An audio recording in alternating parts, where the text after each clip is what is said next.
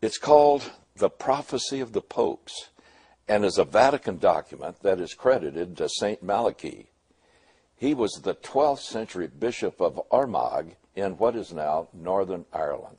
It does contain some remarkable predictions that seem to have been fulfilled across the centuries and may bear relevance for today. According to the traditional account, in 1139, Malachy was summoned to Rome by Pope Innocent II.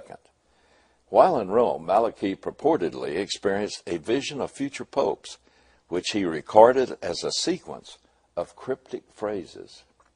This manuscript was then deposited in the Roman archive and forgotten about until it was rediscovered in 1590. The list is said to name every pope from Malachy's time to the very last pope, which he called Peter the Roman. This is Malachy's prophecy regarding Peter, translated from the Latin. Peter the Roman, who will nourish the sheep in many tribulations, when they are finished, the city of 7 hills will be destroyed, and the dreadful judge will judge his people. Pope number 263 was Pope John the 23rd, whom Malachy described as a shepherd and sailor. His real name was Angelo Roncalli, and he was the son of sharecroppers and shepherds. Before being elected Pope, Cardinal Roncalli was named Patriarch of Venice, the famed canal city and seaport. Malachy described Pope 264, Pope Paul VI, as the flower of flowers. The coat of arms of the Montini family, from which he came, featured 3 flowers. Pope number 265 was Pope John Paul I. Malachy described his pontificate as the midst of the moon. On the day of John Paul I's election, the moon was half full. Albino Luciani, or John Paul I, died 1 month later under another half moon. Pope John Paul II was Pope number 266.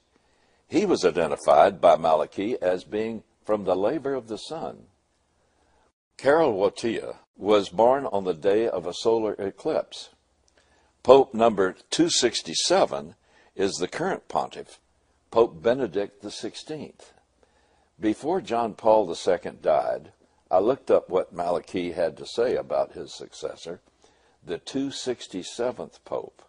Malachy linked this pope to the glory of the olive. One of the nicknames of the Benedictine order is that of the Olivetans. So when Cardinal Joseph Ratzinger chose as his papal name Pope Benedict, it was startling. This order links itself to a love of the olive.